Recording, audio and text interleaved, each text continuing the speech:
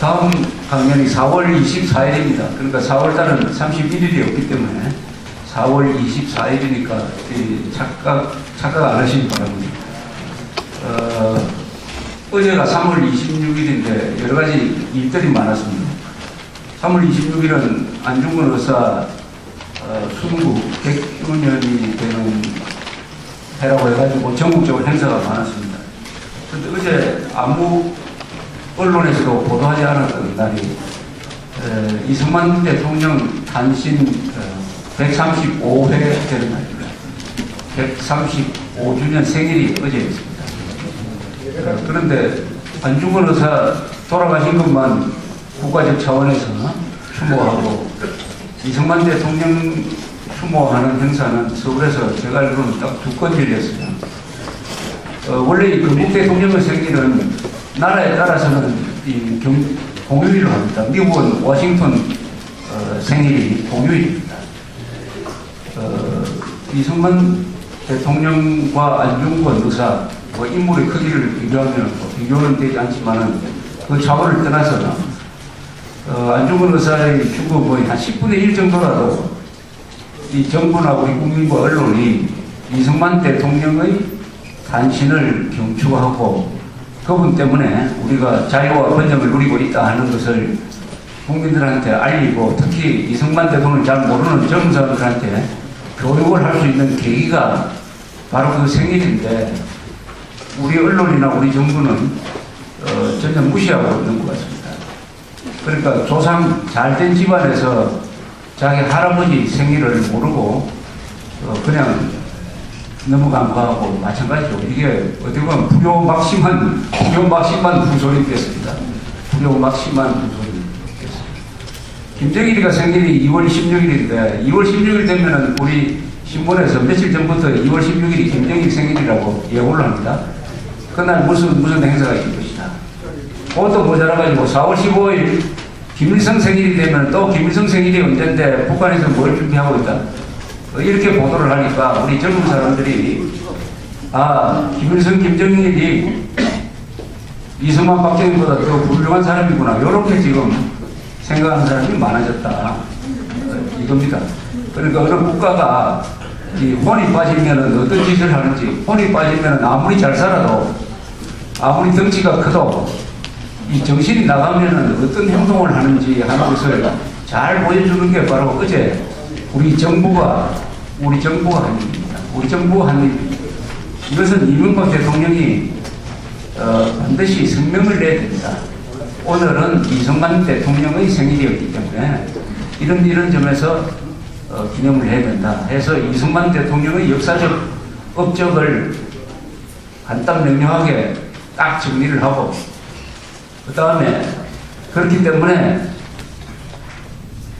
CEO 출신인 내가 청와대에 앉아 있는 것이다 하는 이런 식의 이야기를 해야 이게 교육이 되는 것입니다. 대통령이라는 자리는 우리나라에서 가장 큰 교사입니다. 교사. 그런데 그 교사 역할을 하지 않고 언론이 뭐 따라가니까 그쪽으로 따라가다가 어젯밤에 아주 큰 사건이 났습니다. 이게 불행한 사건이에요.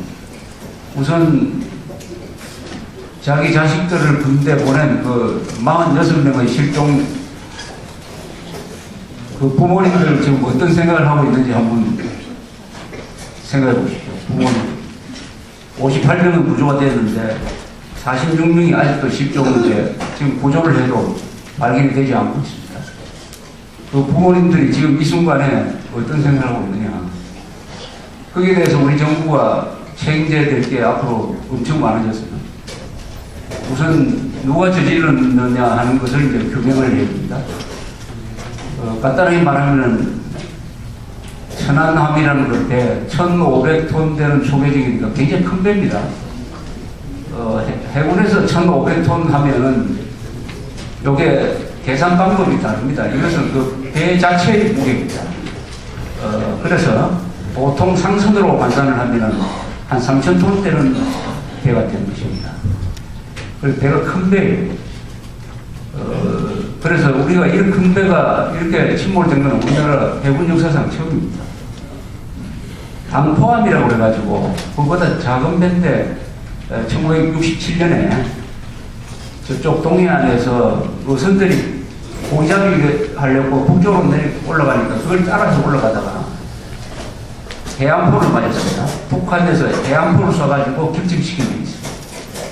그때도 한 수십 명이 죽었습니다만, 이 1,500톤 되는 천안함이라는 배가 폭발능과 함께 3시간 동안 떠 있다가 깔아졌습니다. 완전히 깔아지지는 않고 지금 거의 일부러 선체가 노출되어 있으니까 아마 뒤집어진 상태로 지금 노출되어 있다고 해요.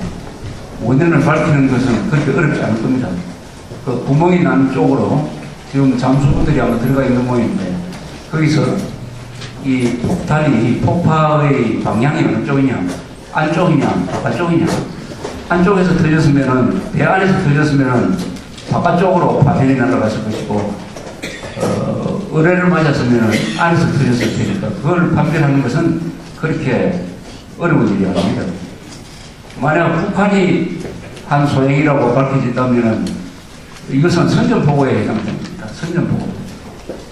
이 진주만 기습을 한 거하고 또 마찬가지죠. 더구나 의뢰를 쏴가지고 상대방의 큰 함선을 격침시킨다는 것은 이건 선전포고입니다. 그에 대한 대응을 우리가 해야 돼요. 대응을 하지 않으면 그건 국가죠. 국가가 아니죠.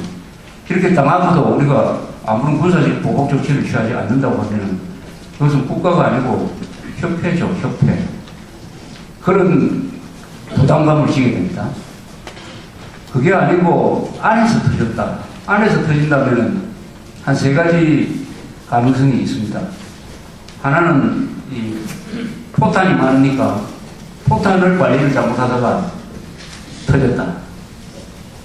또 뭐 엔진룸이라든지 이런 기계 시설에서 터졌다. 또 배가 노후화해가지고 터졌다. 뭐 이런 3가지 가능성이 있는데 가장 가능성이 많은 것은 포탄이 터진 거죠. 포탄을 관리를 잘못해서 터졌다 하면 이것은 국방장관부터 해군참모총장까지 다 옷을 벗어야 될 중대사안이니까 어느 쪽이든 이명박 정부가 굉장히 큰 부담을 지게 되었어요. 안보상의 큰 부담. 그런데 어제 사건 나고 나서 지금 오늘 아침까지 우리 정부가 하는 발표나 이런 걸 보면은 상당히 마음에 안 드는 방향이 많아요. 이럴 경우에는 어떻게 하면 원인을 규명 중이니까 어느 쪽이라고 단정해서 이야기하면 안 되죠. 그렇다고 북한과 관련되었을 가능성이 없다는 이야기나 증거가 없다는 이야기를 하면 안 되죠. 이럴 때는 용어가 딱 정해져 있습니다. 북한의 소행일 가능성을 배제할 수 없다. 이렇게 이야기하면 돼요. 북한의 소행일 가능성이 그 환경상 상당히 높으니까. 그런데 북한이 관계됐을 가능성이 아주 낮다. 이렇게 지금 나오고 있어요. 그 정부 측 사람들이 그런 식으로 이야기했을 수도 있고, 또 기자들이, 좌경화된 기자들이 그걸 받아가지고 그쪽으로 몰아갈 가능성도 있습니다. 이 2002년 6월 29일 날 북한이 경비정을 내려보내가지고 그날 오전에 우리 참수리호라는 배를 격침시켰습니다. 6명이 죽고 수십 명이 다쳤습니다. 이 사건을 가지고 어제 일어난 사건을 이렇게 비교해서 분석할 필요가 있어요. 2002년 6월 그때는 김대중이가 주도한 햇볕 정책이 아주 잘 진행되고 있고 거기에 보조를 맞추는 사람들이 장관도 되고 조직에 박혀 있을 때입니다. 그런데 우리 통신 감청 부대가 있습니다. 북한의 통신을 엿듣는 부대에서 6월 29일 이전에 수상한 내용을 감청을 했어요. 즉 북한 해군 쪽에서